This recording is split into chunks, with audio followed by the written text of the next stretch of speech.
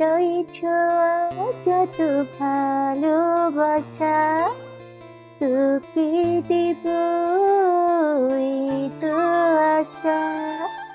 Sorry বন্ধুরা, আমাদের হৃদয়ের ছোঁয়া চ্যানেলের নাম শুনলেই আমার এই গানটাই গাইতে ইচ্ছে করে। আমাদের হৃদয়ের ছোঁয়া চ্যানেলের পক্ষ থেকে আমি রোজ তোমাদেরকে জানাই অফুরন্ত ভালোবাসা। তোমরা সবাই আমাদের হৃদয়ের ছোঁয়া চ্যানেলটাকে সাবস্ক্রাইব করে আমাদের পাশেই থাকো, প্লিজ প্লিজ প্লিজ প্লিজ বন্ধুরা।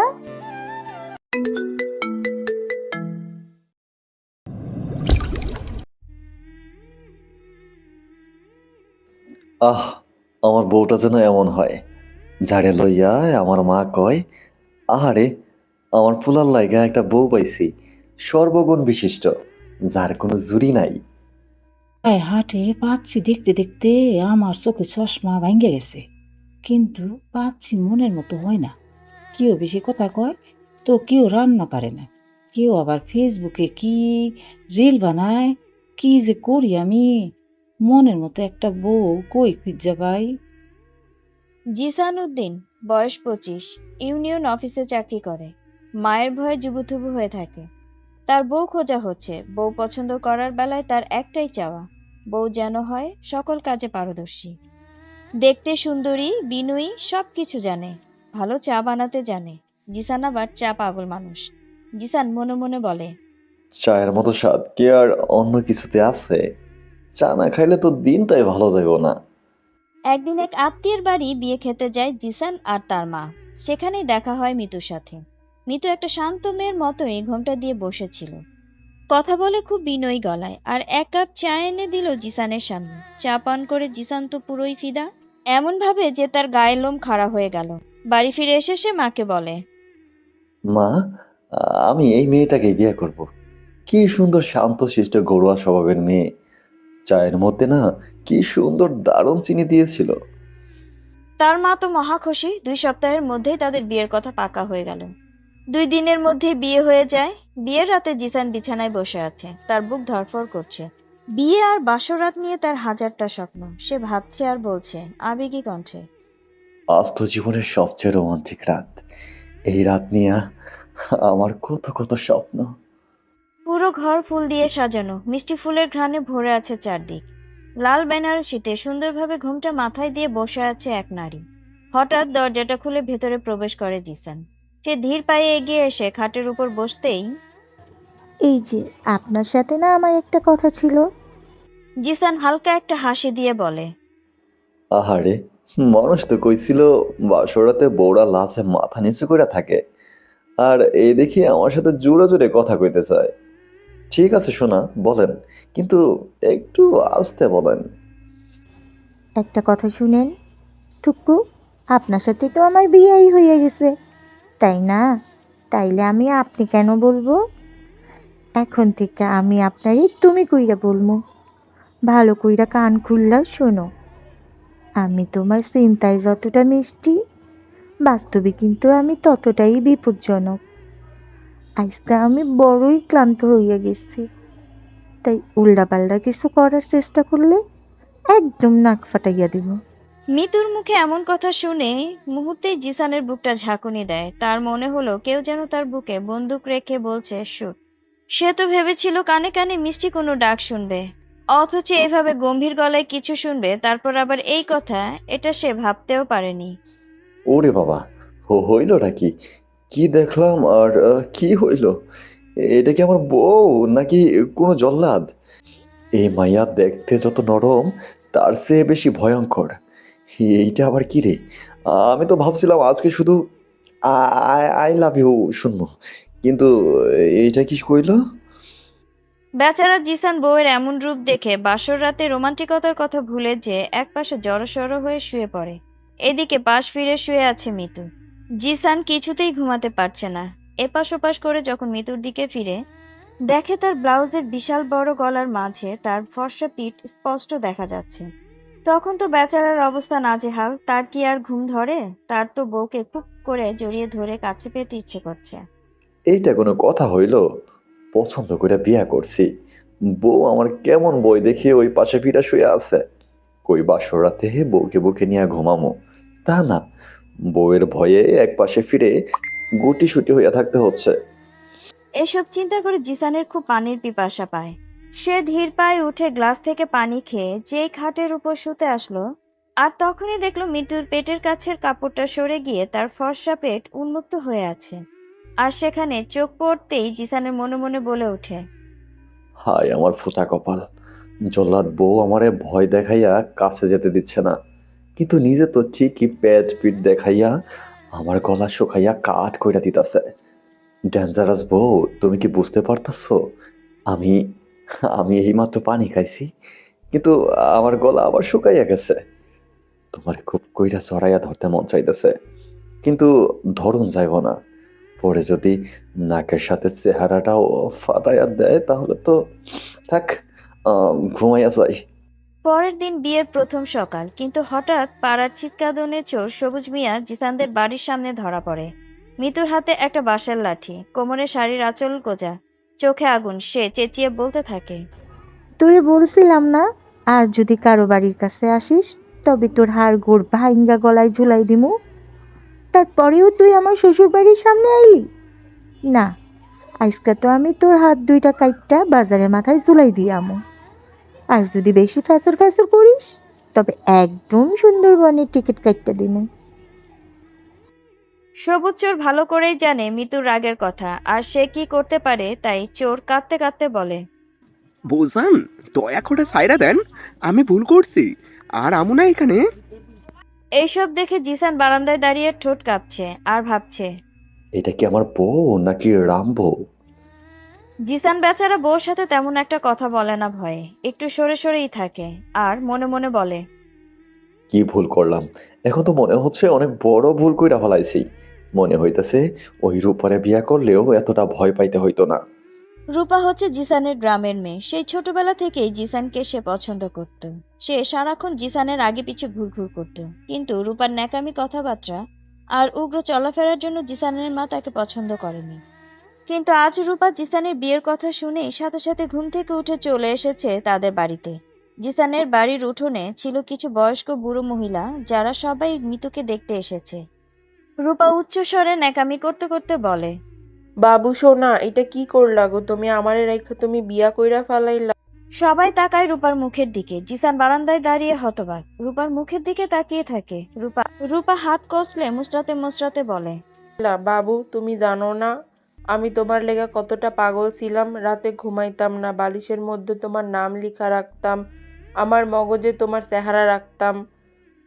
পাশে বসা বুড়ি মহিলা ফিসফিস করে বলে ওঠে, চাইলে মাইয়াদের এই ন্যাকামির জন্য জিসানের মায়ের পছন্দ করে নাই। ও মাইয়া কারো চেহারা মগজে আঁকলে কি লাভ কত দেখি। তুমি তো জানো তোমার মা আমারে পছন্দ করলো না। আমি হের লেগা আমি 4 দিন ভাত খাই নাই। আমার কি অবস্থা হয়েছিল, আমার চেহারাটা একদম শুকায়া পাটকাঠির মতো হইয়া গেছিল। আর এখন তুমি এটা কি করলা? বুড়ো মহিলাটি রূপার দিকে তাকিয়ে বলে ওঠে, ও মাইয়া তাই নাকি? 4 দিন ভাত না খাইলে বুঝি মানুষের গালামন ফোলা ফোলা থাকে? আর পাটকাঠি কইতাছো তুমি তোমারে? আমার কাছে তো তোমারই দেখে মনে হইতাছে চাউলের বস্তা। পাশ থেকে মহিলাগুলো চাপা হাসি হাসতে থাকে। রূপা জিসানের দিকে তাকিয়ে বলে, বাবু, তুমি তো কইছিলাম গো বিয়া হইব, সেই কথা মনে নাই?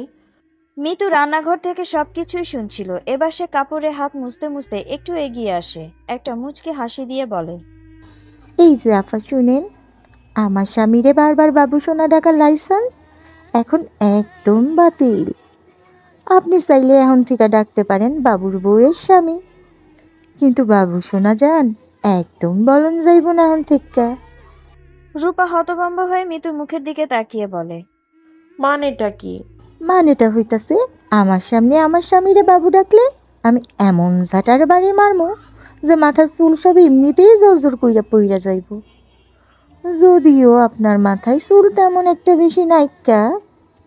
পাশে থাকা বুড়ো মহিলারা সবাই হাসতে থাকে। সাইড থেকে সেই বুড়ো মহিলাটি বলে ওঠে, শোনো গো মাইয়া, এই বউয়ের ডরে কুমিরের পুকুরে ঝাঁপ দেয়, সাবধানে থাকবো, বুঝতে পারছো? আর তোমার ওই বাবু সোনা লক্ষ্মী তোমার কাছেই রাখো।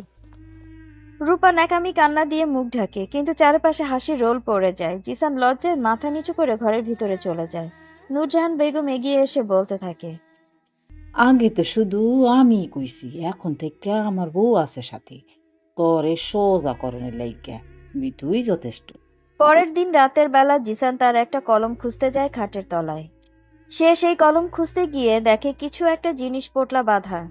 সে ধীরে ধীরে নেমে পোটলাটাকে আস্তে আস্তে খুলে দেখে সেই পোটলার মধ্যে একটা রিভলভার, কিন্তু সেটা খেলনার না, বাস্তব। কালো একটা মাস্ক, রক্তমাখা শাড়ি, না জানি কিসের শাড়ি, আর একটি পুরনো পত্রিকার ক্লিপ। সেখানে লেখা, নিখোঁজ মাফিয়া সদস্য রক্তিমা ওরফে মিতু। জিসান বুঝতে পারে তার দেখা শান্তশিষ্ট ঘরোয়া বউ আসলে এক সময়কার নামকরা মাফিয়া সদস্য। তবে মিতু এখন আর সেই মাফিয়া জগতে ফিরে যেতে চায় না। সে চায় একটা সহজ সরল জীবন, কিন্তু পুরনো জীবন কি তাকে আর সহজে ছেড়ে দিবে? সপ্তাহখানেক পরের কথা, নূরজাহান বেগম রান্নাঘর থেকে কিছু একটা নেয়ার জন্য ঘরের দিকে আসছিল। হঠাৎই তার চোখ যায় বারান্দায়। সে দেখে বেলকনিতে তার ছেলের বউ মিতু পায়চারি করছে, তার হাতে একটা রিভলভার, সেটাকে বারবার ঘোরাচ্ছে। তখনই নূরজাহান বেগম বলে ওঠে, বাবা জিসান, এইটা কি তোর বউ? তোর বউ কেন এরকম পুলিশ বাহিনীর প্র্যাকটিস করতেছে? আওয়াজ শুনে দৌড়ে আসে জিসান। তার মায়ের সামনে এসে মাকে কানে কানে বলে, না মা, এই মাইয়া আসলে ক্রাইম বাহিনী থেকে আসছে। নূরজাহান বেগম চমকে উঠে বলে, ওরে বাবা জিসান, এটা কি কইলি? তোর আব্বা বাচ্চা থাকলে আজকা বলতো বউ পছন্দের দায়িত্ব আর জীবনে কোনোদিন তোমারে দিব না। হঠাৎ করে একদিন পাড়ার আবুল চাচা আসে মিতুকে দেখার জন্য। আবুল চাচা মিতুকে দেখে বলে, ও জিসান, এই মেয়ের চাহনিতে আগুন আছে। ওর দৃষ্টিতে যদি কেউ একটানা 5 সেকেন্ড সহ্য করতে পারে, তাইলে আমি আমার কোপ কাইটা ফালমো। মিতু সামনে এসে বলে, আবুল চাচা, আপনি একটু আমার দিকে তাকান তো। মিতু তখন এমন চোখে তাকায় যে সে নিজেই ভয়ে পালিয়ে যায়। এভাবে কেটে যায় আরো বেশ কিছুদিন।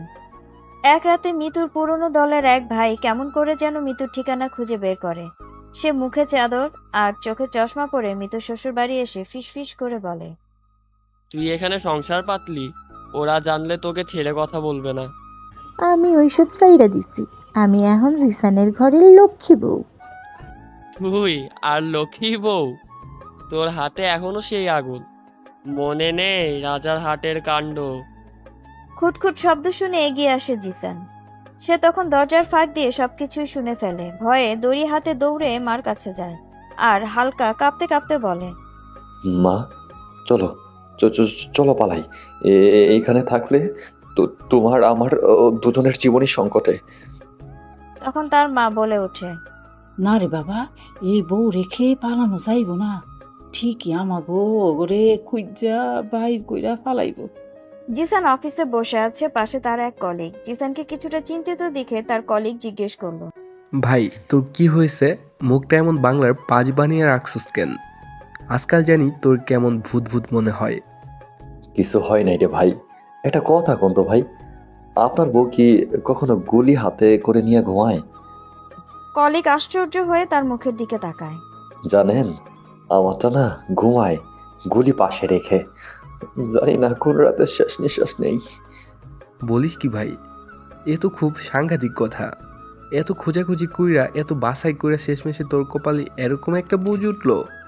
গ্রামের স্নিগ্ধ সকাল। নূরজাহান বেগম নামাজ শেষ করে রান্নাঘরে যায়। মিতু তার পেছন পেছন সেখানে উপস্থিত হয়। নূরজাহান বেগম মিতুকে জিজ্ঞেস করে, আমি ভাতটা রান্না কইরা নেই, তুমি বেগুনগুলি কাইটটা দাও। ও বৌমা, তুমি কি বেগুন বাছতে পারো? মিতু চোখ গোল গোল করে নূরজাহান বেগমের দিকে তাকিয়ে বলে, বেগুন বাঁচতে পারি তো মা, তয় আমি তো। বলেই মিতু মুচকি হাসে। তার এই হাসি দেখে নূরজাহান বেগম মিতুর দিকে তাকিয়ে জিজ্ঞেস করে, কি হইল বৌমা, তুমি ওই রকম পাগলের মতো মুসকি মুসকি হাসতেছ কেন? না মা, আমার একটা পুরানো কথা মনে পড়ে গেল তো, সেই জন্য। একবার কোনো কিছু না পাইয়া বেগুন দিয়াই পকেট বোমা বানাইছিলাম। এ কথা শুনেই নূরজাহান বেগম সেখানেই অজ্ঞান হয়ে পড়ে যায়। দূর থেকে জিসান দৌড়ে আসে আর বলে, হায় হায় মা, তোমার কি হইলো?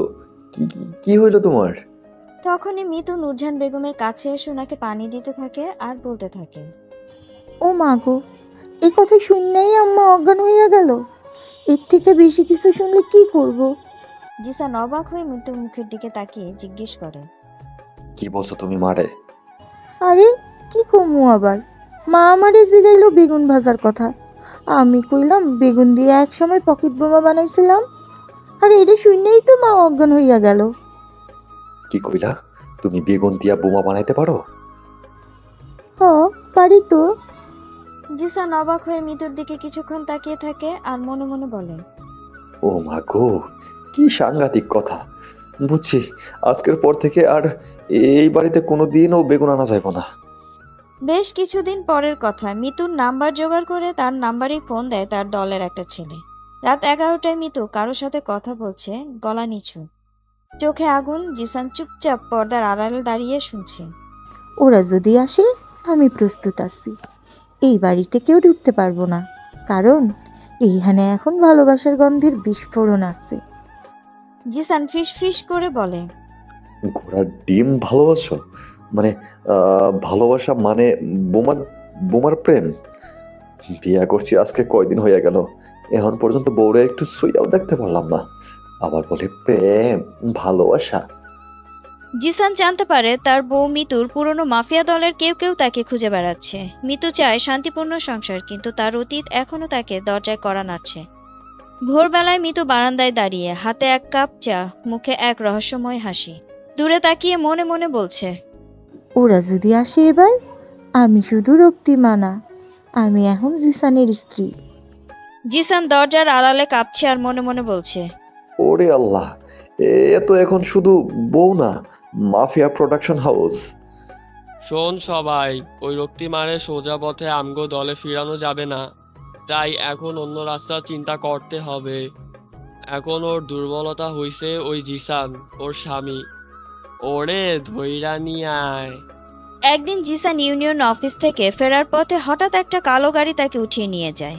চোখ বাঁধে, মুখে কষ্টের। জিসান মনে মনে ভাবে, আমার সাথে তো কারো শত্রুতা নাই। এই আপনারা কারা? আমারে কেন ধরে নিয়ে যাইতেছেন? কই নিয়ে যাইতেছেন আমারে? ওই চুপ কইরা থাক, বেশি কথা কইলে না একেবারে তিমু পেটে ঢুকাইয়া। তোর বউরে তো ধরন যাইতাছে না, এজন্যই তোরে ধরছি। কান টানলেই মাথা আসে। তোরে নিয়া বাইন্ধা রাখি, দেখবি তোর বউ সুরসুর কইরা আমাদের কাছে হাজির হইছে।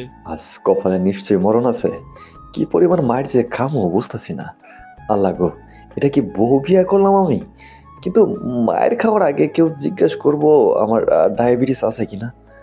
তারপর জিসানকে চোখ বেঁধে নিয়ে আসে রকিদের আড্ডায়। কিছুক্ষণ পর হঠাৎ চোখের কাপড় খুলে দেয়। সামনে রকি ভাই, পাশে দুইজন অপরিচিত মুখ, সবাই চেনা মাফিয়া ফ্যামিলি। রকি বলে ওঠে, তোর বউ যখন আমাদের দলের ছিল অনেক হিটম্যান ছিল। তোর কি মনে হয় সে তোরে ভালোবাসা বিয়ে করছে? ও ভাই, আমি ওর চায়ের কাপে দারুচিনি পাইছিলাম, আর সেই চা খেয়ে ফিদা হয়ে গেছিলাম, সেজন্যই তো বিয়েটা করছিলাম। রকি হেসে উঠে আর বলে, বেচারা প্রেমে পড়ছে দারুচিনির চা খাইয়া। এবার বুঝবি ওই দারুচিনির চায়ের ঝাঁজ কতখানি। এদিকে লোক মারফত এই কথা মিতুর কানে চলে আসে যে রকি তার স্বামী জিসানকে তুলে নিয়ে গেছে। সে একটা চটি হাতে বারান্দার এপাশ থেকে ওপাশে হেঁটে বেড়াচ্ছে। সে মনে মনে বলতে থাকে, রকির বাচ্চা, তোর এত বড় সাহস! তোরা আমার স্বামীরে তুলে নিয়ে যাস? আমার স্বামীরে কেউ শুইয়া দেখ, তোকে শরীরের প্রত্যেকটা অঙ্গ থালাবাটি দিয়া বাইরাইয়া বাইরাইয়া আলাদা কইরা ফালামু। যদি তোকে প্রত্যেকটারে আমি ঘন জঙ্গলে না পাঠাইছি, আমার নাম মিতু না। সে ঘরে গিয়ে ব্যাগ খুলে ফেলে, পুরনো ব্ল্যাক জ্যাকেট, চোখে সানগ্লাস আর তার প্রিয় মাফিয়া ডায়েরিটা হাতে নেয়। শুরু হয় অ্যাকশন সিকোয়েন্স। বাজারের হাকিম ভাইয়ের টমটম গাড়িটা নিয়ে হাজির হয় রকির গ্যারেজে। রকির গোপনে গ্যারেজে হঠাৎ বিদ্যুৎ চলে যায়। চারিদিকে হাহাকার। হঠাৎ একটু পরেই আলো জ্বলে। রকি তাকিয়ে দেখে সামনে মিতু দাঁড়িয়ে, পেছনে কয়েকজন অপরিচিত পাড়ার মহিলারা, প্রত্যেকের হাতে থালাবাটি। তারা আসলে মিতুর টিম মেম্বার। মিতু বলে, জিসান হইতাছে আমার জীবন, আমার শান্তি, আমার স্বামী আর আমার ভালোবাসা। আর এই শান্তিরে তোরা এখানে দইরা নিয়ে আইসোস আমার শান্তিতে গোলমাল পাকাইতে। রকি কিছু বলতে যাবে তার আগেই তার গালে একটা চটি পড়ে। বাকি দুই গুন্ডাকে বাকি মহিলারা ঘটি বাটি দিয়ে পেটানো শুরু করে। মিতু রকির চুল ধরে আচ্ছা মতো ঘুষি আর কিল দিতে থাকে আর বলতে থাকে, বল, এই কাজ কেন করছিস? কে তোরে বলছে? আচ্ছা মতো পিটুনি খেয়ে রকি বলে, আমারে ভাই তোর স্বামীরে ধইরা নিয়ে আইসা বাইন্দা রাখতে বলছে। এ কথা শুনে মিতু আবারও রেগে যায় আর রকিকে আরো আচ্ছা মতো পিটুনি দিতে থাকে। আর এটা দেখে জিসান তখন বলে ওঠে, ওরে আমার গোঞ্জা বউ, আমি তো আমি তো তোর এই মারামারি দেখে ভয় পাইতাছি, কিন্তু ভালো লাগতেছে। আমারে ধইরা আনছে, বেশি করে মার শয়তান গুলারে। তারপর মিতু জিসানকে ওখান থেকে উদ্ধার করে নিয়ে আসে। বাড়ি ফিরে এসে জিসান খাটের উপর বসে আছে, মিতু তার পাশে বসে। তোমার জন্য এই জীবন ছেড়ে দিছি। কেউ যদি তোমারে আঘাত করে, তাইলে আমি মৃত্যু থেকে রক্তিমা হইতে 1 মিনিটও চিন্তা করবো না। ঠিক আছে, আমি চা বানাইয়া নিয়ে আইতেছি তোমার লাইগা। আজকে তুমি অনেক হয়রান হইয়া গেছো। চায়ের মধ্যে কি দারুচিনি দিব? মিতু হেসে বলে, দারুচিনি না থাকলেও চলবে, তুমি শুধু চা দিলেই সেইটা ভালোবাসা হইয়া যাইব। সেই রাতে ওরা দুজন পাশাপাশি বসে আছে। দূরে বাজ পড়ায় পর্দা উড়ে মধুর ভয় আর ভালোবাসায় ঘেরা এক মুহূর্ত। এ যেন সব ভয় ভীতি দূর করে কাছে আসার এক মুহূর্ত। রাত অনেকটাই গভীর হয়েছে। ঘরে মৃদু আলো জ্বলছে, জানালা দিয়ে হাওয়া ঢুকছে। মিতুর চুলগুলো ছেড়ে জানালার দিকে তাকিয়ে আছে। জিসান ধীরে ধীরে এসে পেছন থেকে চুলে হাত বুলিয়ে দেয়। মিতু লজ্জায় চোখ দুটো নামিয়ে নেয়। জিসান একটা হাসি দিয়ে বলে, তুমি জানো, তোমার এই ভেজা চুলের গন্ধটা আমার কি যে ভালো লাগে। জিসান মিতুর চুলগুলো কাঁধ থেকে সরিয়ে কানে আলতো করে ছুঁয়ে দেয়। মিতু একটু কেঁপে ওঠে আর ছোটে নরম হাসি ফুটে ওঠে। মিতু লাজুক স্বরে বলে, এইভাবে আদর করলে আমি একবারেই হেরে যাব। জিসান মিতুর মুখ নিজের মুখের দিকে ঘুরিয়ে দেয়, চোখে চোখ রেখে বলে, তুমি যদি হেরে যাও, তো সেইটাই হবে আমার সবচেয়ে বড় জয়। মিতু হালকা লজ্জায় চোখ নামিয়ে ফেলে। জিসান তার কপালে নরম করে ঠোঁট ছুঁয়ে দেয়, তারপর ঠোঁট নামিয়ে দেয় মিতুর ঘাড়ে গলায়। মিতুর শ্বাস ভারী হয়ে ওঠে। মিতু মৃদু কণ্ঠে চোখ বন্ধ করে বলে, এইভাবে যত্ন করলে মনে হয় আমি পৃথিবীর সবচেয়ে ভাগ্যবতী নারী হইয়া যাব। জিসান তাকে বুকে টেনে নেয়। মিতু ওর মুখটা জিসানের বুকের উপর রাখে। দুজনের নিঃশ্বাস মিশে যায়। জিসান মিতুর মাথায় হাত বুলিয়ে বলতে থাকে, তুমি শুধু আমার তৃষ্ণা না, আমার শান্তি, আমার জীবন, আমার সব কিছু। মিতু আলতো করে তার বুকের কাছে আরো গা এলিয়ে দেয়। জিসান মিতুর কানের কাছে ফিসফিস করে বলে, তোর বুকের উষ্ণতা, তোর শরীরের ঘ্রাণ, তোর ঠোঁটের বাঁকা হাসি, আর এই চোখের চাহনি আমার পুরোটাই পাগল করে দেয়। তোকে কাছে থেকে গভীরে টেনে নিতে ইচ্ছে হচ্ছে। আমি তোকে পুরোটাই চাই, একান্ত নিজের করে। তারপর শুধু একান্ত কিছু মুহূর্ত, দুজনের কাছে আসা আর এক পবিত্র বন্ধনে আবদ্ধ হওয়ার মুহূর্ত। কিছুদিন পর মিতুর মোবাইলে একটা অচেনা নাম্বার থেকে ফোন আসে। মিতু সালাম দিয়ে কিছু জিজ্ঞেস করলে ওপাশ থেকে তেমন কথা বলে না, শুধু ফসফস শব্দ হয়। তখনই মিতু রেগে গিয়ে বলে, ওই হনুমানের বংশের নাতি, কথা কস না কেন? চুপ কইরা আসিস কেন? এত রাগ না কইরা একটু পানি খাইয়া নে। তোর 14 গোষ্ঠীর নামে আমি 2 গ্লাস পানি বেশি খামু। এ কথা শুনে ওপাশের জন আবার চুপ করে যায়। মিতু একটু রেগে বলে ওঠে, আবার এখন চুপ কইরা রইছস, কথা কস না কেন শয়তানের নাতি? ওই কি কইলি? তুই শয়তান, তোর বাপ শয়তান, তোর 14 গোষ্ঠী শয়তান, কুত্তি মাইয়া মানুষ। ওই তুই কি করলি আমারে? আমি কুত্তা? তোর কত বড় সাহস? তুই কেডা? আমি এখন তোর মুখে ঘুষি দিয়া তোর লম্বা নাকটারে বুতা কইরা দিমু। আমি কেডা এখনো চিনস নাই? আমি তো তোরে ঠিকই চিনি। তুই আমারে এত সহজেই ভুইলা গেলি? এখনো চিনস নাই? না, চিনি নাই। ক, তুই কেডা? ওই চামড়ি, ওই আমি তোর ভতর। ওই তুই কি করলি কুত্তা? শয়তান বেড়া মানুষ, তোরে তো আমি জাওয়াইটা দিয়া গইসা গইসা তোর চামড়ায় ফসকা ফালামু। তোরে তো আমি তোর চামড়ায় ফোসকা ফালামু, তোরে তো আমি। এ কথা বলে রাগে মিতু ফসফস করতে থাকে। তখনই শুনতে পায় ওই পাশ থেকে কেউ একজন বলছে, বস, তোমার এখন মিতু ভুইলা গেছে, তোমার কথা এখন তার মনেই নাই। এখন সে তার জামাইরে নিয়েই ব্যস্ত আছে। কালালেবুর কাহিনীটা তার মাথা থেকে হারাই গেছে বস। কথা শোনার পরে মিতু কিছুটা নীরব হয়ে যায় আর ফোনটা কেটে দেয়। মিতুর চোখে ঘুম নেই, কারণ সে এই কেসেই পালিয়ে এসেছিল। সে ছিল মিতুর পুরনো বস, ভয়ঙ্কর ঠান্ডা মাথার খুনি। কালো রহিম বলতে থাকে, রক্তিমা আমাকে ফাঁকি দিচ্ছে, এবার তার জীবন নয়, তার ভবিষ্যৎ পুরোটাই নিয়ে নিবো আমি। এদিকে জিসান ধীরে ধীরে নিজের পরিবর্তন করতে চাচ্ছে। সে আয়নায় তাকিয়ে বলে, আমার বউ এত ডেঞ্জারাস, আর আমাকে তো একটু সিরিয়াস হতে হবে। সে কারাতে ক্লাসে ভর্তি হয়, কিন্তু প্রথম দিনই কোমরে ব্যথা। মিতু দেখে বলে, তুমি চাইলে আমি তোমার বডিগার্ড হইতে পারি। জিসান গম্ভীর মুখ করে বলে, গম্ভীর কণ্ঠে, না মিতু, এবার তোমার জন্য আমারও কিছু করতে হবে। এদিকে কালো রহিম আবার মিতুকে কল দেয়। তোর ভালোবাসা খুব সস্তা রে, একটি বার বল তুই আমারে ছাইরা কি পাইলি? আমি শান্তি পাইছি, আর এই প্রথমবার আমি শান্তির ঘুম ঘুমাইছি জিসানের পাশে। রহিম মিতুকে হুমকি দেয় আর বলে, তোর ওই শান্তি আমি নষ্ট কইরা দিব, তারপর তুই বুঝবি আমার ভালোবাসার দাম কত। হ্যাঁ, আর আমার দল আর আমারে ছাইরা যাওয়ার দাম তো তোরে দিতেই হইব।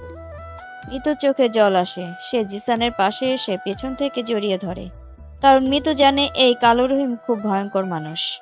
তুমি আমার সবচেয়ে নিরাপদ জায়গা, যেখানে আমি আমার সবচেয়ে শান্তি খুঁজে পাই।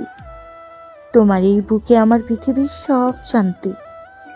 কখনো এই বুক থেকে আমারে সরাইয়া দিও না। জিসান মিতুকে শক্ত করে জড়িয়ে ধরে বলে, আমার মাফিয়া বউয়ের আজ কি হইল? কোনো কারণে তুমি কি ভয় পাইতেছো? কিছু হইব না, আমি তোমারে আমার এই বুক থেকে আর কোথাও যাইতে দেব না। অন্ধকার গভীর রাত। হঠাৎ মিতুর মোবাইলে ভিডিও কল আসে। কালো মুখোশের আড়ালে কেউ একজন বলতে থাকে, খুব তো নাটক করলি, আমারে ধোঁকা দিলি, পালাইয়া যাইয়া বিয়া করলি, এখন সুখের সংসার পাচ্ছস।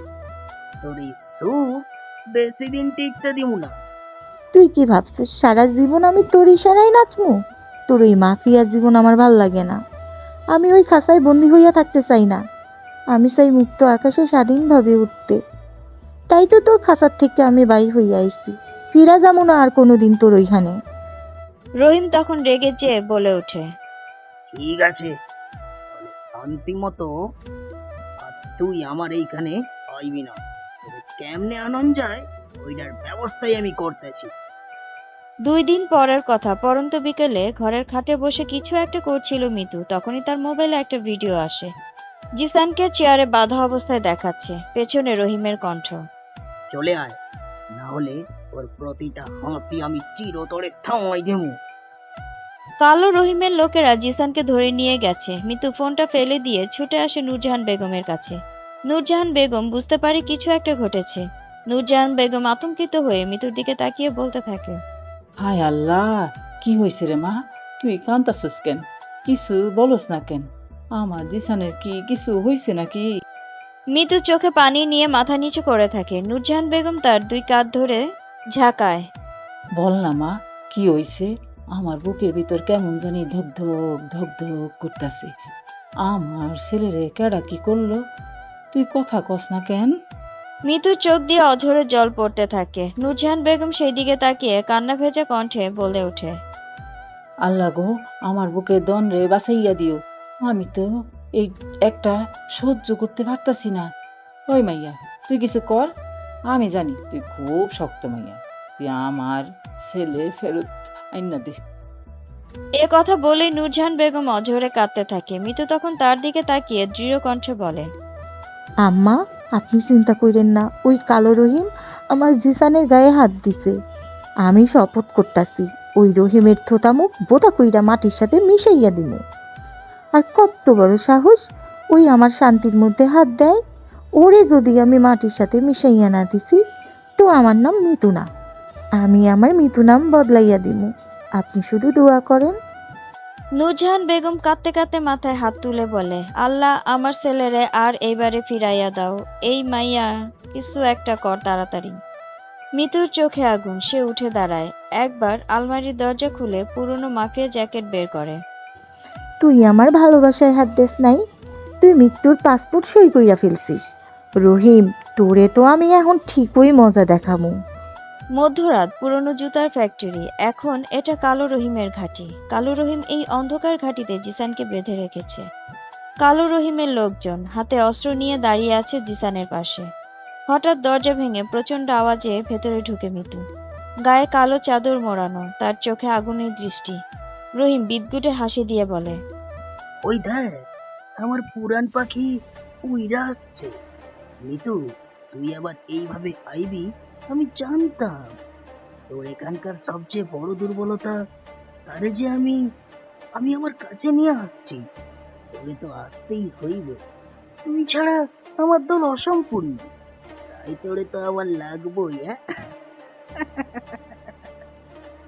মিতু ধীরে ধীরে হাঁটতে হাঁটতে ভেতরে আসে। চাদরের ভেতর থেকে ধীরে ধীরে হাতটা বের করে হঠাৎ করে গুলি চালায় এক লোকের দিকে। লোকটা পড়ে যায়। অন্যরা ভয়ে পিছিয়ে যায়। জিসানের দিকে তাকায় মিতু, চোখে দৃঢ়তা, ঠোঁটে আগুন। মিতু দাঁতে দাঁত চেপে বলে, রহিম, তুই একটা বড় ভুল করছিস। তুই আমার জিসানরে সুইয়া দেখছস, এইটাই তোর শেষ ভুল। রহিম চোখগুলো কুঁচকে বিদঘুটে একটা হাসি দিয়ে বলে, তুই এখনো বুঝোস নাই তো? মিতু, তুই যতই পাল্টাইয়া যাস, তোর রাগের ভেতরে এখনো মাফিয়া রক্ত। আমার দলে তুই আগেও ছিলি, এখনো থাকবি। তোর প্রেম কিছু না, শুধু একটা ভাওতাবাজি। মিতুর বুক উঠানামা করে। সে এক পা করে সামনে আসে। লোকগুলো সবাই পিছাতে থাকে। মিতু গর্জে উঠে আতঙ্ক জড়ানো কণ্ঠে বলতে থাকে, শোন রহিম, তুই ভুল করতাছস। আমার প্রেমেই আমার শক্তি। জিসান আমার জীবন, আমার নিঃশ্বাস। তুই ভাবছস আমি আবার তোর দলে ফিরবো? এই ভুল তুই যত বারবার করবি ততই তোর লস হইব। আমি আর সেই মৃত্যু নাই যে অন্ধকারের জন্য মানুষকে খুন করতে পারে। আমি এখন সেই মৃত্যু যার আলো হচ্ছে এই জিসান। কালো রহিম চুপ করে যায় কিছুক্ষণের জন্য, তারপর হা হা করে হাসতে থাকে। তুই ভুলে যাস কেন? তোর হাত তো আমার সাথে খুনের খেলা জয়ী হয়েছিল। ওই রাতের কথা মনে নাই তো? তুই খুন কইরা হাসছিলি, আমি তোকে বানাইছি। তুই শুধু আমার। আমি তোর আসল ঠিকানা, আসল প্রেম, আমি তোর আসল শান্তি। এই কথা শুনে জিসান মাথা তুলে বলে, মিতু, তোর কাউরে প্রমাণ দেওয়ান লাগবো না। আমি জানি, আমি জানি তুই খারাপ না। তুই আমার জন্য লড়বি, এইটাই আমার বিশ্বাস। মিতুর চোখের পানি টেনে নেয়। আবার অস্ত্র তুলে রহিমের দিকে। চারপাশে সবাই দম ধরে তাকায়। রহিম, তুই শোন, আমি তোর হাতে বানানো পুতুল না। আমি এখন জিসানের বউ, তার ভালোবাসা। তুই যদি আরেকবার আমার স্বামীর গায়ে হাত দেস, তাইলে প্রথম খুন কইরা যেমন আমি হাসছিলাম, এমন শেষ খুনটা কইরাও আমি হাসমু। মিতু, তুই যদি বেশি বাড়াবাড়ি করস, তাহলে কি হইব জানোস তো? ঠিক আছে, পরে কি হইব সেইটা পরে দেখা যাইব। এখন তো মজা দেখাইনি। এ কথা বলেই সে তার রিভলভার বের করে গুলি ছুড়ে। শুরু হয় মারামারি, ধাওয়া পাল্টা ধাওয়া। মিতুর প্রতিটা চাল থাকে নিখুঁত, তার প্রতিটি লাথি যেন পুরনো শান্তির মতো। রহিম তাকে আঘাত করতে যায়, ঠিক তখনই জিসান নিজের বাঁধন ছিঁড়ে একটা প্লাস্টিকের চেয়ার উঠিয়ে রহিমের মাথায় বাড়ি দেয়। রহিম পড়ে যায়। মিতু চেঁচিয়ে বলে ওঠে, ওয়াও, পারফেক্ট। আমার জিসান যখন পাশে আছে, তাইলে আর আমার এইবার হারাইকে। এইবার তো আমার জয় নিশ্চিত। আমি জানি মিতু আমার জন্য নয়, কখনোই না। সে শুধু জিসানের, আর ওর চোখে আমি শুধু এক বন্ধু, এক সময়ের সঙ্গী। কিন্তু আমি কি পারবো ওর বিপদ দেখে চুপচাপ থাকতে? এইমাত্র দেখলাম কালা রহিম জিসানের দৌড়ে নিয়ে যাইতেছে। যেমনি হোক মিতু এইখানে ঠিকই পৌঁছে যাইব, কিন্তু গন্ডগোল তো একটা হইবই। তাই পুলিশে এখন খবর দেওয়া উচিত।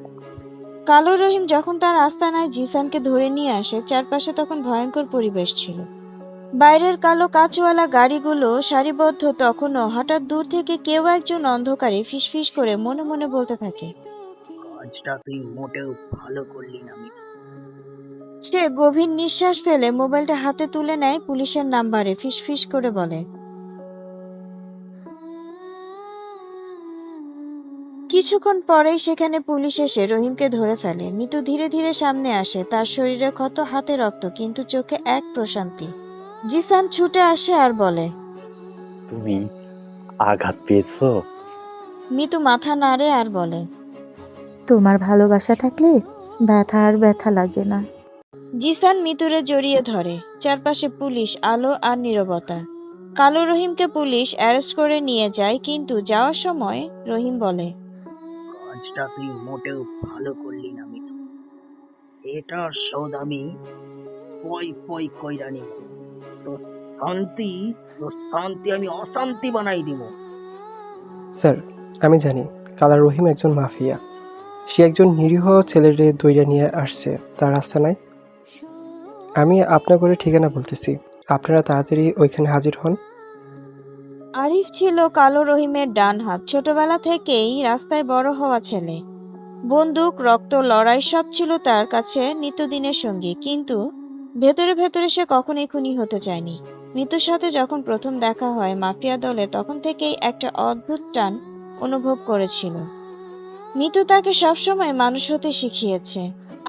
জানিস আরিফ, ভালোবাসা মানুষরে শক্তি দেয় আর অপরাধ মানুষরে দুর্বল কইরা তোলে। বিনা কারণে কোনোদিন কারো উপর হাত তোলা ঠিক না। তুই এই রক্তের খেলা সাইরা দে। আর এক সময় মিতুর বলা এই কথাগুলোই আরিফের মাথায় গেঁথে যায়। তখন থেকে আরিফ বুঝেছিল মিতু তার জন্য নয়, কিন্তু মিতুর প্রতি সে চিরঋণী, কারণ মিতু তাকে অন্যায় থেকে সরে আসতে শিখিয়েছে। কালো রহিমকে পুলিশ নিয়ে যাওয়ার পর মিতু আর জিসান যখন হাত ধরে ফিরে যাচ্ছিল, দূর থেকে সেটা দেখে আরিফ ফিসফিস করে বলে ওঠে, দেখলি তো, তুই জিসানকে বাঁচানোর জন্য কীভাবে ঝাঁপায় পড়লি। তুই আগের মতোই বাঘিনী আছিস। আমি দূর থেকে তোকে আশীর্বাদ করি, তুই সুখে থাকিস। এই পৃথিবীটা আমার জন্য যথেষ্ট। আমি চাই তুই শুধু সুখে থাক। এ কথা বলেই আরিফ সেখান থেকে চুপিসারে চলে যায়। এভাবেই কেটে যায় বেশ কয়েক মাস। কয়েকদিন পরের ঘটনা, গ্রামে একটা ছোট্ট বাড়িতে মিতু, জিসান আর নূরজাহান বেগম মিলে নতুন জীবন শুরু করেছে। মিতু এখন সব ছেড়ে দিয়েছে। মিতু জিসানের জন্য চা বানিয়ে এনে জিসানকে দিতে দিতে বলে, আইসকা দারু চিনি নাই, একটু কষ্ট কইরা সহ্য করো। জিসান হাসি দিয়ে বলে, লাগবে না দারুচিনি, তোমার ভালোবাসা থাকলেই সবকিছু মিষ্টি লাগে। গ্রামের গোধূলি বেলায় জিসান মিতু একান্তই বসে আছে। আঙিনায় মৃদু হাওয়া বইছে, তারা হাত ধরে বসে গল্প করছে। জিসান হালকা গলায় বলে, আমি তোর কাছে এলে আমার সব শান্তি খুঁজে পাই বলেই তো তোকে আমার এতটা ভালো লাগে। মন ছুঁয়ে যায়।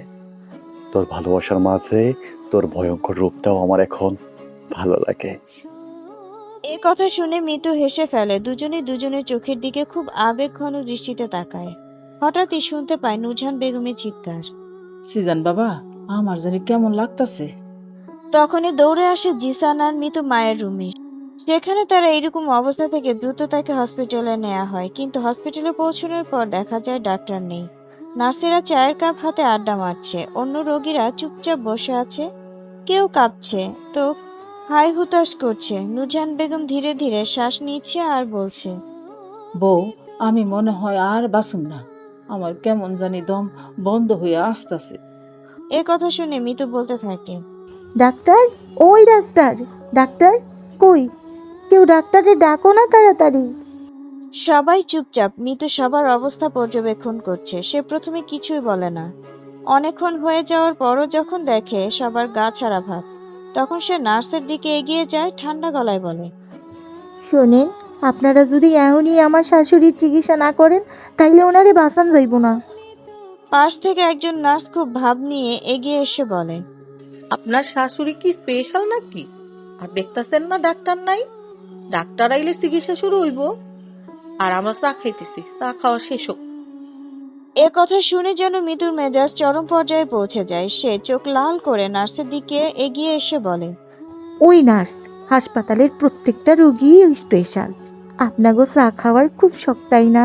দাঁড়ান, আমি এই হাসপাতালের ছাদে চা বানানোর একটা দোকান খুললা দিতাছি। আর জানেন চায়ের সঙ্গে আমি কি মেশাই? নার্স থমকে যায় আর বলে, কি মিশান? আমি এমন কিছু মিশাই যেটা খাইলে ডাক্তাররা লম্বা ছুটির থেকে তাড়াতাড়ি হাসপাতালে চলে আসে, আর নার্সগুলান বেহুশ থাকলে খুশি ফিরাইয়া তাড়াতাড়ি তাগো কাজ শুরু কইরা দেয়। মিতু নার্সের কাছে এসে নাম্বার নিয়ে ডাক্তারকে ফোন করে আর বলে, নমস্কার, আমি একজন রোগীর ছেলের বউ। আমার নাম মিতু। যদি 5 মিনিটের মধ্যে আপনি না আসেন তাইলে আমি নিজেই গাড়ি নিয়ে আসবো আপনারে নিতে। আর বাকি কাজটা যেইটা করবো ওইটা হইতাছে আমি আমার শাশুড়ির অপারেশন শুরু কইরা দিমু। ছুরি কাঁচি বড়ি যা কিছু আছে সব লইয়া। তারপরে যদি কিছু হয় সেইটার দায় আমি আপনার উপরে চাপাইয়া দিব। তখন কেস কাবাড়ি থানা পুলিশ সামলাইবেন আপনি। এ কথা শুনে ডাক্তার কাঁপা কাঁপা গলায় বলে, কি ভয়ানক কথা। আসছি আমি। খবরদার এরকম কিছু করবেন না। দয়া করে ছুরি কাঁচি নিয়ে অপারেশন রুমে ঢুকবেন না। কিছুক্ষণের মধ্যেই ডাক্তার আসে। সবার চোখ বড় বড় হয়ে যায়। নার্সরা দ্রুত যার যার কাজ শুরু করেছে। পাশে অবহেলিত রোগীরা ফিসফিস করে বলে, আরে এরকম একজন না থাকলে ওরা ঠিক হইল না। সারাক্ষণ খালি সাকিবাজি করে। সরকারি হাসপাতাল দেখা কোনো দাও নাই আমার। চিকিৎসা নিতে আইলে আমাকে মানুষ মনে করে না। পাশ থেকে 2 নম্বর রোগীটি বলে ওঠে, ঠিকই বলছ। দেখো এতক্ষণ আমার স্যালাইনটা কি আস্তে আস্তে চলছিল। আমার মনে হইতাছে এখন ভয়ের চোটে তাড়াতাড়ি চলতেছে। ডাক্তার এসে তাড়াতাড়ি চিৎকার শুরু করে। মিতু নূরজাহান বেগমকে বলে, মা, চিন্তা কইরেন না, আমি আছি, কিছু হইব না আপনার। সবাই দূর থেকে তাকিয়ে থাকে ওদের দিকে। সবার দিকে তাকিয়ে মিতু বলতে থাকে, আসলে কি জানেন, মানুষ হইতাছে শক্তির ভক্ত, নরমের জম। এই কোনো কথা সোজাভাবে গায়ে লাগে না। নরম কইরা কথা কইয়া এগুলি শোনান যায় না। তাই কোনো কাজ আদায় করতে হইলে একটু বাঁকা রাস্তা নিতে হয়। সবাই হাসতে থাকে। নূরজাহান অল্প হাসে, কিন্তু চোখে একটু অদ্ভুত ক্লান্তি। সেদিনের মতো নূরজাহান বেগমকে নিয়ে বাসায় ফিরে আসে ওরা। রাতটা ছিল শান্ত। জিসান নূরজাহানের পাশে বসে তার জন্য গরম দুধ ঢালছে। নূরজাহান দুধ খেতে খেতে বলে, সিজান, তোর বউটা অদ্ভুত, কিন্তু তোর জন্য ওই পারফেক্ট পাহারাদার। মিতু একটু রসিকতা করে হেসে বলে ওঠে, মা, আমি পাহারাদার না, আমি পুরো সিকিউরিটি সিস্টেম। আর আপনার ওই বোকা পোলার জন্য এই সিস্টেমটাই ঠিক আছে। এদিকে নূরজাহান বেগম অসুস্থতার কথা শুনে তাকে দেখতে আসে রূপা। আর শুরু হয় তার ন্যাকামি কথাবার্তা। আহারে খালাম্মা, কেমন আছেন? একদম চিন্তা কইরেন না, আপনি ঠিক হয়ে যাইবেন। আমি আছি না। আপনি এখনো অসুস্থ। বাবু সোনা কই গেল? হ্যাঁ, তো আপনার সামনে বইয়া থাকা দরকার। পাশ থেকে হতভম্ব হয়ে জিসান বলে, আমি তো মায়ের কাছেই আছি, একটু বাইরে গেছিলাম দরকারে। রূপা তখন জিসানকে চোখ পাকায় আর মিষ্টি করে বলে, বাবু সোনা, খালাম্মা তো এখনো অসুস্থ। তারে থুয়া কোনোখানে যাওয়া ঠিক না। আর তোমার ওই বউটা কি করে? হ্যারেও তো দেখি না। অসুস্থ মানুষটারে রেখা কি কেউ আরেক জায়গায় যাইয়া বইয়া থাকে? রান্নাঘর থেকে এই কথা শুনেই মিতুর মেজাজ গরম হয়ে যায়। সে রেগে রূপার কাছে এসে বলতে থাকে, ওই মাইয়া, ওই সর কইতাছি। ওই তোর কোন জনমের বাবু? তুই কি ওরে জন্ম দিছস? কথায় কথায় খালি বাবু খাইছো, বাবু নিবা, সারাক্ষণ খালি বাবু বাবু করতেছস। একেবারে মাইরা ধুলাই দিয়া সখিনার বাবুটারে কোলে দিয়া ভিক্ষা করতে পাঠাই দিল। তারপর সারাদিন বাবু কান্দিস না, বাবু কান্দিস না করিস। ফালতু মাইয়া কোনখানকার। পরের জামাইর লগে ডং করতে খুব মজা লাগে, তাই না?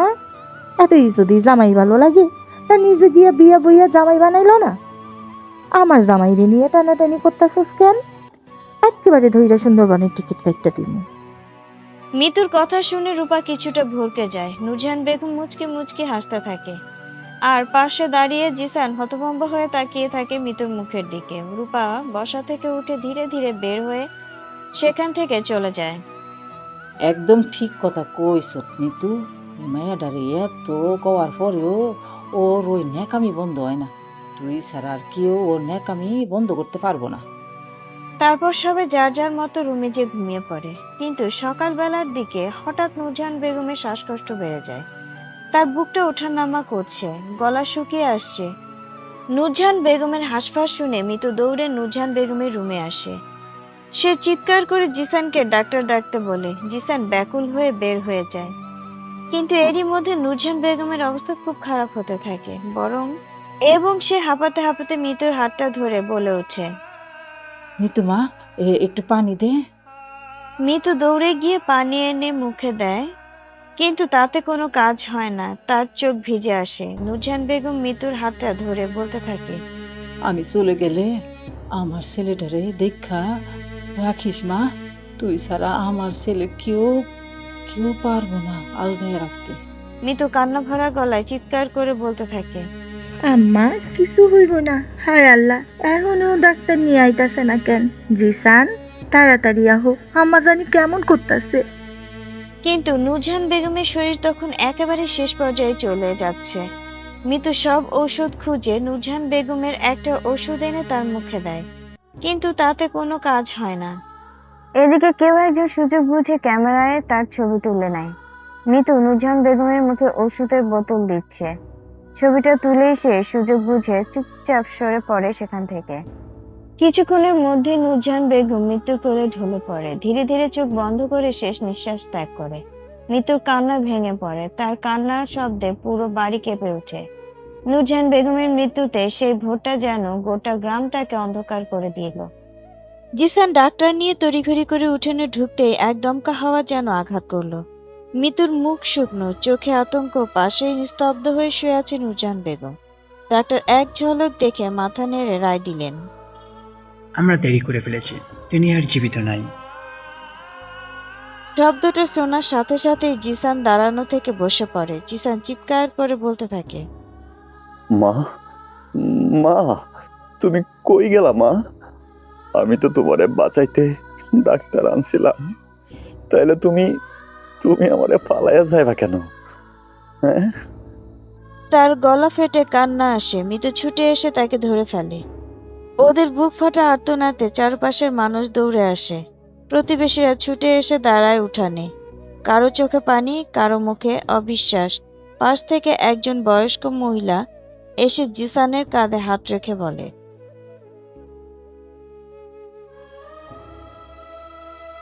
পাশ থেকে আরেকজন মহিলা এসে মিতুকে টেনে নেয় তার কাছ থেকে। মিতুর চোখ বেয়ে অশ্রু গড়াচ্ছিল।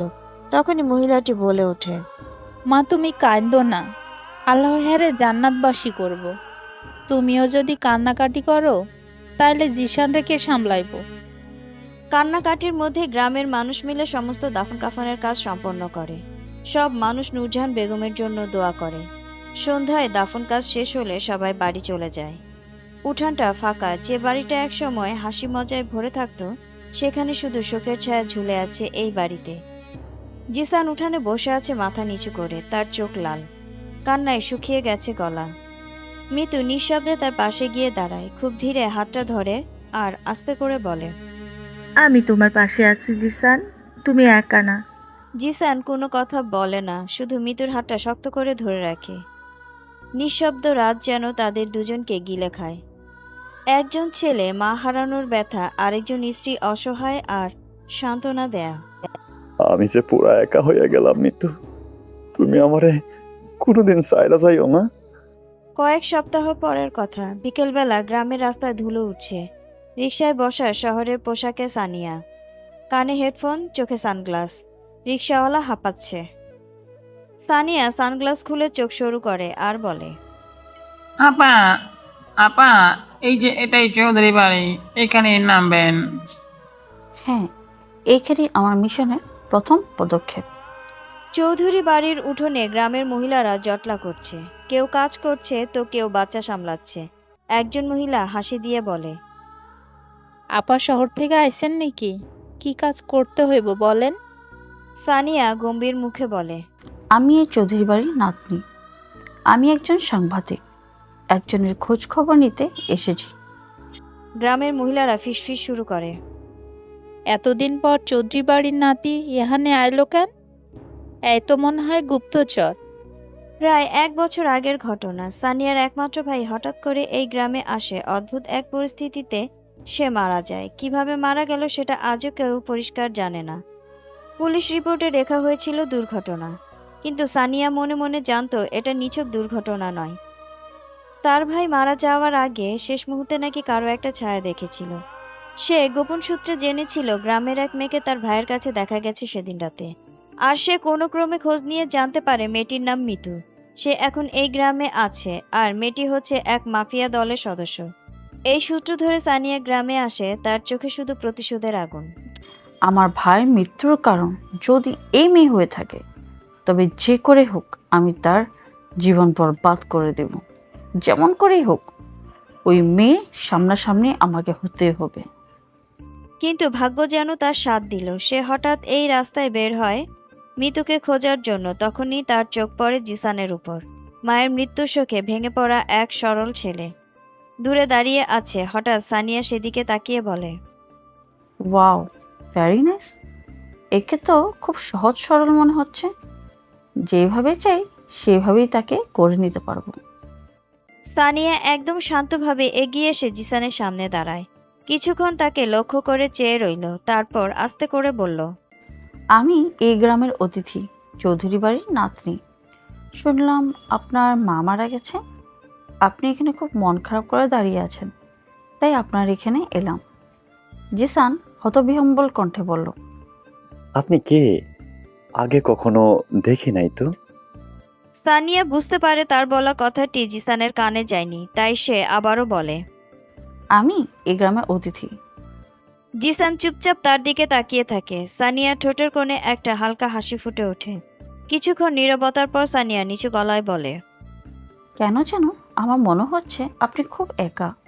বুকের মধ্যে কষ্টগুলো চাপা রাখতে নেই, সেগুলো প্রকাশ করতে হয়। আমার মনে হয় আপনার একটা বিশ্বস্ত বন্ধু দরকার। জিসানের বুকটা কেঁপে ওঠে। এই মেয়ে কি বলছে?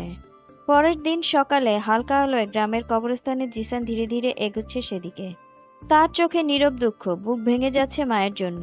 সে নিজে মায়ের কবরস্থানের সামনে দাঁড়িয়ে কিছুক্ষণ চুপ থাকে, হাত দিয়ে চোখ মুছে। ঠিক সেই সময় সানিয়া কবরস্থানের পাশ দিয়ে হেঁটে যাচ্ছিল। তার লক্ষ্য একটাই, মিতুকে খুঁজে বের করা।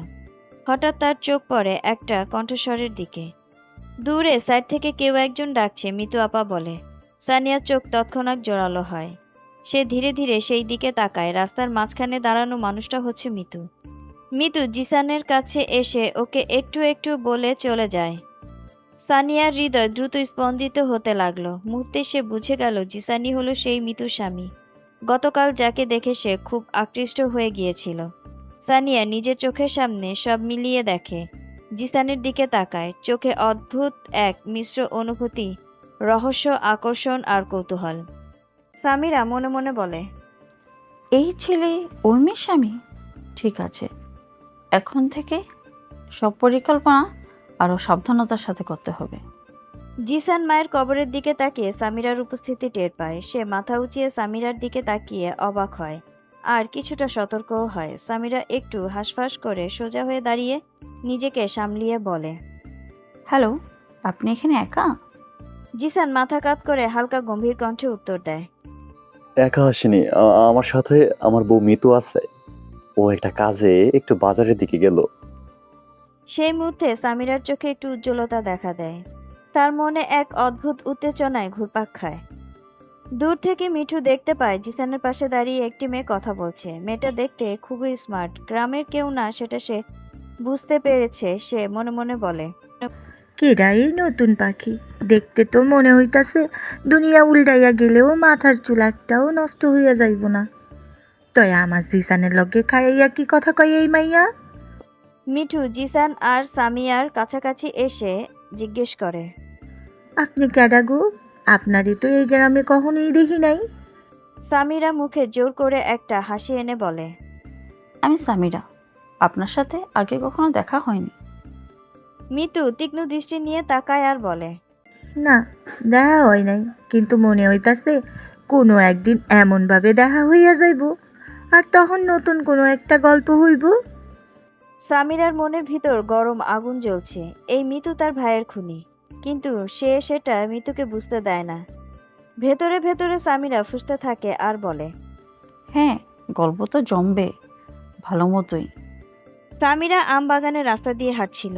একটা আম বাগানের মধ্যে আসে, কোনো দিকে তাকিয়ে কিছু একটা লেখা শুরু করে। তখনই একটা কিছু তার সামনে আসে আর জিজ্ঞেস করে, আপা কি লেখেন? খুনের তালিকা। কিশোর তখন চমকে উঠে বলে, তবে তো প্রথম নাম মিতু আপা, কারণ আমগো মিতু আপা রাগী মানুষ, তাই সবাই ভাবে কিছু হইলেই মিতু আপা করে, কিন্তু মিতু আপার মনটা খুব ভালো। সামিরা কিশোরটার দিকে তাকিয়ে একটা রহস্যময় হাসি দেয় আর মনে মনে বলে, ঠিকই বলেছ, তবে আগে প্রমাণ চাই, আর এই গ্রামে আমি এটা পেয়ে যাব। সামিরা বসে বসে নোট লিখছিল আর মনে মনে বলছিল, যেই আমার টার্গেট, সে তো দিনের বেলা দেখি সবাইকে হাসায়, আর রাতে নিশ্চয় গোপনে বৈঠক করে। কি জানি না, কাল থেকে তাকে কাছের থেকে অনুসরণ করতে হবে।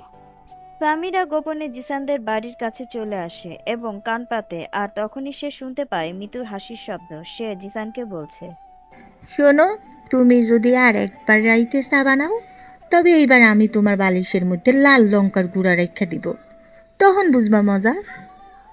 সামিরা মনে মনে বলে, এই মেয়েটি খুনি নাকি তার স্বামীর কন্ট্রোল মাস্টার। অনেকক্ষণ পর মিতু একটা বস্তা নিয়ে বের হয়। সে বস্তাটা টানতে টানতে নিয়ে যাচ্ছে আর সামিরা তার পেছনে। সে বলতে থাকে, এইবার ধরা খাবে, বস্তার মধ্যে নিশ্চয় কাকে খুন করেছে। মিতু এগিয়ে যাচ্ছে, পিছনে কোনো খটখট শব্দ শুনে থেমে যায়। সে দেখতে পায় সামিরার পায়ের চিহ্ন। সে ধীরে ধীরে এগিয়ে আসে আর বলে, কি গো শহরের ম্যাডাম, ইন্টারভিউ নিবা নাকি এখন? রাত বিরাইতে তুমি আমার পিছনে ঘুরতাছো কেন? সামিরা কিছুটা ঘাবড়ে যায় আর বলে, না মানে আমি আসলে ওই এদিক দিয়ে যাচ্ছিলাম। মিতু সামিরার কানের কাছে এসে ফিসফিস করে বলে, শহরের ম্যাডাম, হাঁটবেন তো মেইন রাস্তা দিয়া হাঁটেন, এই ঘন জঙ্গলের ভিতরে কি নিজের কবর পুঁততে আইছেন? সামিরা কাপা কাপা গলায় বলে, তোমার ও বস্তায় কি কি আছে? তুমি ওটাকে কোথায় নিয়ে যাচ্ছ? এই বস্তার মধ্যে এমন জিনিস আছে যেটা দেখলে তুমি 1 সপ্তাহ ঘুমাইতে পারবা না, দেখবা নাকি? সামিরা কিছুটা ভীত হয়ে বলে, হ্যাঁ, তো দেখতেই তো চাচ্ছি। মিতু তখন ধীরে ধীরে বস্তার মুখটা খুলতে থাকে আর ভেতর থেকে বেরিয়ে আসে এক গাদা ফুলকপি। মিতু বলতে থাকে, ও ম্যাডাম, চোখ বন্ধ কইরা রাখছো কেন? চোখ খোলো। তুমি কি ভাবতাছো ম্যাডাম, মানুষের মাথার খুলি নাকি? কাল বাজারে এই ফুলকপির দাম অনেক চওড়া থাকবো, তাই আগে বাগেই জমা কইরা রাখছিলাম, ওইটা মিলন চাচারে দিয়াইতে যাইতাছি। ঝোপের পাশে দাঁড়িয়ে থাকা গ্রামের এক বুড়ি খিলখিল করে হেসে ওঠে এ কথা শুনে। আর সামিরার মুখটা রাগে লাল হয়ে যায়। হঠাৎ পাশে থেকে একটা কুকুর ঘেউ ঘেউ করে ডেকে ওঠে। মিতু ঝট করে হাত বাড়িয়ে কুকুরটাকে কোলে নেয় আর সামিরাকে উদ্দেশ্য করে বলে, ও শহরের ম্যাডাম, জানেন এই কুত্তাটার নাম কি? ওর নাম হইতাছে সিআইডি। এইটা যখন বেশি গেউ গেউ করে, আমি তখনই বুঝা যাই কেউ আমারে ফলো করতেছে। মানে আমাকে কি তোমার চেনা হয়ে গেছে? মিতু কিছুটা মলিন সুরে হেসে হেসে বলে, শোনো গো শহরের ম্যাডাম, তুমি এখানে আইছো বড় বড় প্ল্যান করতে। মনে রাখো, এই গ্যারামে মৃত্যুর চোখ ফাঁকি দিয়া কেউ এক ফোঁটা নিঃশ্বাসও নিতে পারে না। তবে মনে রাখো, এখন পর্যন্ত কারোরই এই বস্তার ভরার সময় বা দরকার হয় নাই। যখন সময় হইব, তখন শুধু মাথার খুলি না, আস্তা মানুষটারে কাইটটা কুচি কুচি কইরা বস্তায় বইরা ফেলামো। পরের দিন সন্ধ্যায় জিসান অফিস থেকে ক্লান্ত হয়ে ঘরে ফিরছিল। হঠাৎ করে তার পাশে এসে দাঁড়ায় সামিরা। তার এক হাতে কতগুলো ফাইল আর অন্য হাতে একটা প্যাকেট। সে জিসানের কাছে এসে দাঁড়িয়ে বলে, জিসান, আপনার সাথে একটু কথা ছিল, সিরিয়াস কথা। জিসান সামিরার সামনাসামনি এগিয়ে এসে বলে, আরে শহরের আপা, আপনি আমার সামনে কি এমন সিরিয়াস কথা বলবেন? সামিরা একটা হাসি দেয় আর বলে, জি, আপনার সাথে সিরিয়াস কথা আছে। আপনি কি একটু আসবেন আমার সাথে? আমরা একটু বসে কথা বলি। তাইলে আপু, সিরিয়াস কথার আগে 1 কাপ চা হইলে ভালো হইতো না? হ্যাঁ, নইলে আবার আমার মাথার মগজ কাজ করে না। সামিরা হাসি চাপাতে চাপাতে বলে, এই রাস্তায় তো চা খাওয়ানো যাবে না, তবে আমি এখানে একটা কাগজ দেখাতে পারি। এটা দেখলে আপনি নিশ্চয় চা খাওয়ার কথা ভুলে যাবেন। আমি আপনাকে এমন একটা শক্তি দেখাবো, সেটা আপনিও ভাবতে পারেননি। এই কথা শুনেই সামিরার মুখটা বাংলার পাঁচের মতো করে সেখান থেকে চলে যায়। পরের দিন রাস্তায় দাঁড়িয়ে থাকে সামিরা। এ কথা বলেই সামিরা আস্তে আস্তে ফাইল খুলে কয়েকটা ছবি বের করে। মিতুর হাতে একটা বোতল, পাশে নূরজাহান বেগম। আরেকটা ছবিতে মনে হচ্ছে মিতু শাশুড়ির পাশে দাঁড়িয়ে কাগজে কিছু লিখছে। সে সব ছবিগুলোকে জিসানের হাতে দেয়। এটা কই পাইলেন? এইখানে তো দেখা যাইতেছে মিতুরে। মিতু মিতু এই কাজ কখনোই করতে পারে না। সে তো ডাক্তারের সাথে যুদ্ধ করছিল আমার মায়ের জন্য। এইটা আমার ভাইয়ের পুরনো ডায়েরি থেকে পেয়েছি। আপনার মা মারা যাওয়ার ঘটনার আগে আমারও ভাই খুন হয় এই গ্রামে। আমি নিশ্চিত এই 2 কেসে একই মানুষ জড়িত, আর সেটার নামটাই আছে এখানে। আর আপনার বউ হয়তোবা বাইরের সবাইকে ভালো মানুষটা দেখিয়ে বেড়ায়। জিসান হা হয়ে সামিরার মুখের দিকে তাকিয়ে তার কথাগুলো শুনতে থাকে। আমার ভাইকেও সে মেরেছিল। এই দেখো, এই ছবিটাই তার প্রমাণ। এ কথা বলে সামিরা আরেকটা ছবি দেখায়। সেখানে মিতু বন্দুক হাতে দাঁড়িয়ে, আর তার সামনে সামিরার ভাইকে ধরা অবস্থায় দেখা যাচ্ছে। আসলে পুরনো মাফিয়া কালের ছবি, কিন্তু এটা কাটছাট করে আলাদা রূপ দেয়া হয়েছে। হ্যালো বন্ধুরা, গল্পটা তোমাদের কাছে কেমন লেগেছে অবশ্যই কমেন্ট করে জানাবেন। আর এর নেক্সট পার্ট খুব তাড়াতাড়ি আসবে, তোমরা একটু বেশি বেশি করে সাপোর্ট করো। পরের নিত্য নতুন গল্পের জন্য আমাদের চ্যানেলটা সাবস্ক্রাইব করে আমাদের পাশে থাকবেন। ধন্যবাদ।